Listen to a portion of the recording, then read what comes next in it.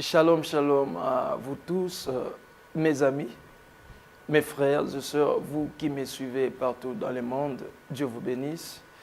Je suis venu aujourd'hui pour qu'on puisse partager sur un sujet. On va parler sur les anges. Ok? Est-ce que le Saint-Esprit a remplacé le rôle des anges? Est-ce que le fait que nous avons le Saint-Esprit en nous, on a encore besoin des anges? Alors, j'aimerais qu'ensemble, avec vous qui me suivez partout dans le monde, je ne sais pas dans quel coin du monde vous me suivez, mais on va quand même lire avec vous dans Psaume chapitre 8, versets 4 à 5. La Bible dit, « Qu'est-ce que l'homme que tu te souviennes de lui, et le Fils de l'homme que tu le visites? Tu l'as fait de peu inférieur aux anges, et tu l'as couronné de gloire et d'honneur. » Tu vois, la Bible dit, Dieu qui a créé l'homme, il l'a fait de peu inférieur aux anges. Déjà, partant de ces versets bibliques, nous comprenons que les anges de Dieu existent. Ils sont là depuis la création du monde. Et puis, ce sont des êtres supérieurs en force, supérieurs en intelligence, supérieurs en vigueur.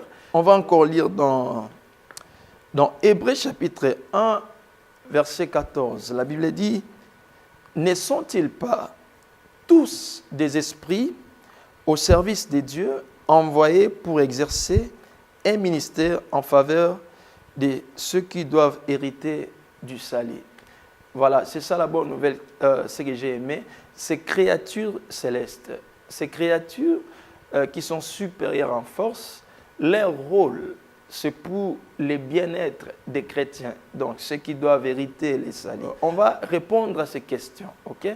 Chacun de nous va envoyer la réponse. Quelles sont ces questions? Je prévis 5 questions.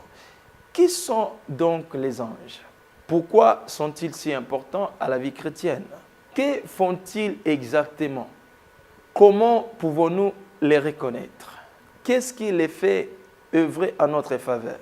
Alors, ce sont là les 5 questions qu'on va tous répondre ensemble pour que nous puissions connaître certaines profondeurs et puis quelles sont les vérités, quels sont les bénéfices que Dieu nous a donnés aussi à l'Église. Moi, je me dis, parmi les lots des bénédictions que Dieu a données à l'Église, les anges aussi font partie des bénédictions que Dieu a données à l'Église. Pourquoi? Parce que Dieu leur a doté des capacités surnaturelles pour les conforts des saints. C'est ainsi, j'ai souhaité ensemble qu'on puisse essayer de méditer ensemble, de réfléchir en ce qui concerne les anges. Alors, si vous avez la réponse, aidez les autres à connaître qu'est-ce que vous pensez à ce sujet. Parce qu'il y a plusieurs confusions. D'autres personnes essayent d'adorer les anges. Est-ce que c'est biblique? Déjà, ce n'est pas biblique. Alors, chacun de nous va essayer de donner son avis. Mais j'aimerais que tout soit basé sur la Bible.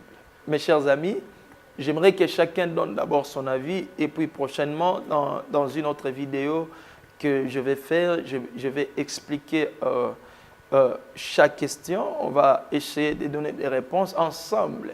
Je vais essayer d'expliquer en détail chaque question et puis donner des réponses ensemble avec vos commentaires aussi. Et Dieu va nous bénir. Alors, Dieu vous bénisse. Je vous laisse le temps de méditer. Si vous avez trouvé une réponse, écrivez-nous directement dans notre page officielle. Écrivez à l'évangile Sépaphras IKN.